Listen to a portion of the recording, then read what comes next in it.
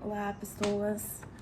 Aqui estou eu essa semana de novo para relatar a segunda semana do caminho do artista em busca da recuperação criativa.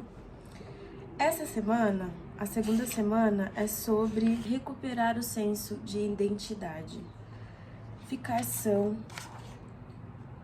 reconhecer os seus amigos tóxicos, né, que ainda estão bloqueados e entender que nem sempre você precisa compartilhar esse processo com ninguém. Na verdade, o ideal é não ser compartilhado, né? É um processo interno, individual, que você vai passar. Então, aqui ela explica, né, como as pessoas ao redor que ainda estão bloqueadas criativamente, podem acabar te bloqueando novamente quando você vai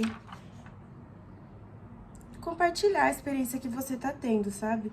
E aí ela fala muito sobre os criadores de casos, né? Ela explica que são amigos tóxicos ou outra coisa semelhante que fazemos para evitar a nossa criatividade, nos envolvendo com criadores de casos. Então é que ela vai explicar que o criador de caso é o tipo de pessoa que pode tomar conta da sua vida. Aquelas pessoas que têm o desejo inconsciente de consertar os erros dos outros, que tudo é sobre elas. Você não tem compromisso algum, ela tem compromisso mais importante. A vida dela é mais importante, os problemas dela são maiores. Então, às vezes, a gente é um criador de caso, né?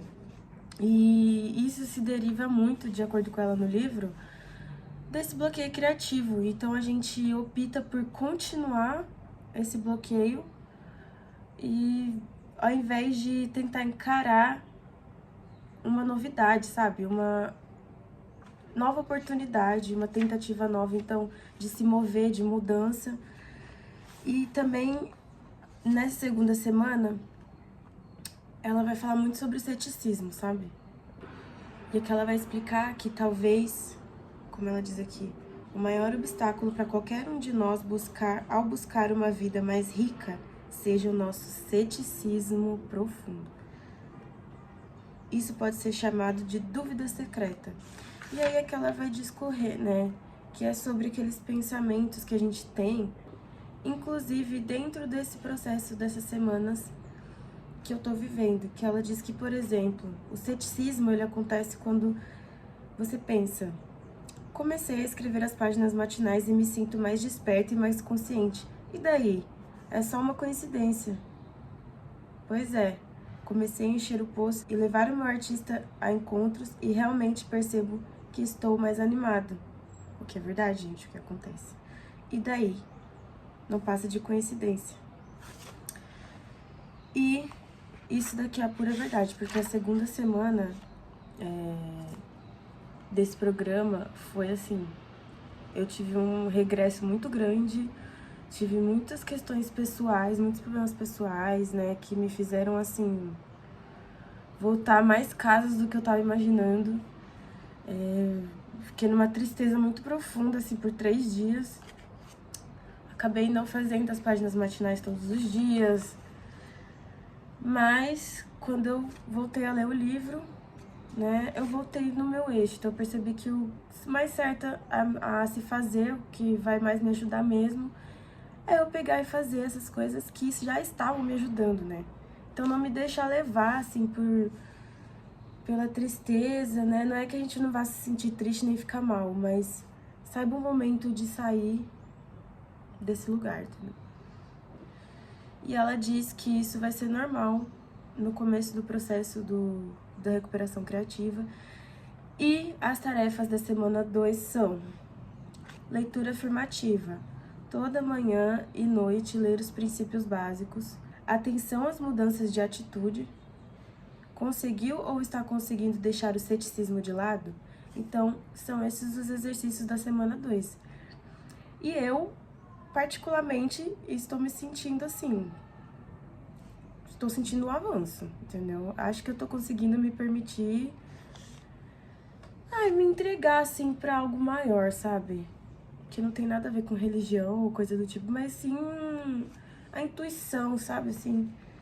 E aí eu descrevi aqui, né, na minha atividade da semana, que eu senti que eu tive um regresso.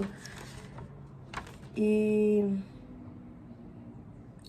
que eu entendi essa semana que eu não posso viver do passado, não posso viver presa nisso, e que o presente é a única coisa que a gente tem um mínimo do controle, sabe? Então, o futuro é algo que tá distante, que não é palpável e que gera uma ansiedade muito grande, pode fazer você se desesperar, né, ao comparar a situação atual com o que você idealiza. Então, é uma maneira mais tranquila, calma e eficaz de viver a vida é realmente prestar atenção no momento presente, sabe? 2. Como uso meu tempo? Liste 5 atividades. Quanto tempo dediquei a cada uma? Quais delas eu quero fazer? Quais delas são obrigações? Quanto tempo é gasto ajudando os outros e ignorando os meus desejos? Algum amigo bloqueado provocou dúvida em mim? E aqui, né, eu relatei que eu utilizei meu tempo muito criando vídeos para trabalho e alimentando pensamento negativo, deixando de lado meu processo de cura, me sentindo culpada e procrastinadora. Muitos sentimentos bons, né, como vocês podem ver. Depois, liste 5 atividades. Então, coloquei criar vídeos, o GC para alimentar o meu portfólio, fazer prospecção, falar com as marcas. Uma das atividades que eu fiz foi chorar essas 2 semanas, então chegou um ponto que eu continuei chorando e triste, mas eu saí desse lugar, assim, da lamentação e decidi me permitir sofrer e sentir o cansaço que esse sofrimento causa, né? Sofrer pela consciência de que não sei o que fazer. Depois, eu trabalhei os dias que tive trabalho. E 5, me lembrei das tarefas do livro. Foi uma atividade importante, porque eu tinha praticamente esquecido do livro. Aí eu anotei que eu não gastei tempo algum ajudando ninguém, né? Não tive forças nem pra me ajudar.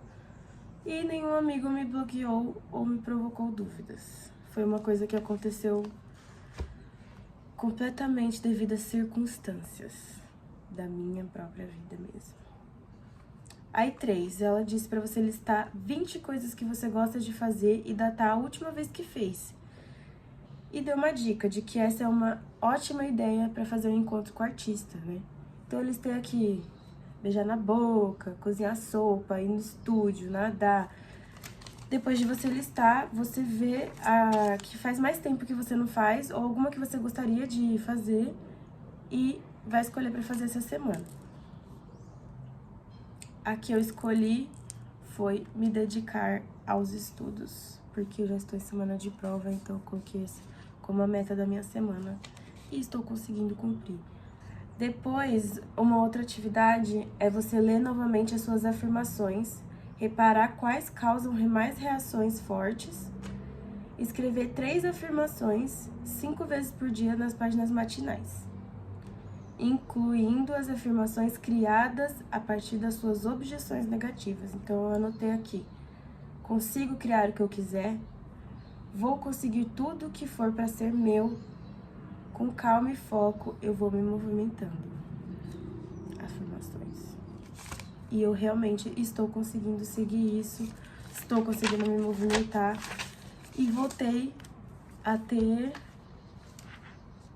calma, paciência em começar algo novo e conseguir ter foco e tá fluindo, gente. Então vamos ver, né, onde isso vai dar. Depois ela pede para você retornar à lista de vidas imaginárias e escolher mais 5 trabalhos que você gostaria de fazer, 5 profissões. Eu escolhi atriz, dançarina, colunista, produtora executiva e hostess. E aí ela diz pra você viver uma dessas vidas essa semana. Não foquei em nenhum. Não consegui fazer nenhum, mas é sobre isso. Depois, né, como uma forma de você conseguir visualizar mais claramente o estado da sua mente, seus sentimentos. Ela fala pra você fazer um gráfico de torta, onde o tamanho da fatia indica o grau de satisfação que você tem das áreas da sua vida. Então aqui, ó, estão amigos, namoro, exercícios físicos, espiritualidade, não existe espiritualidade comigo, trabalho e família.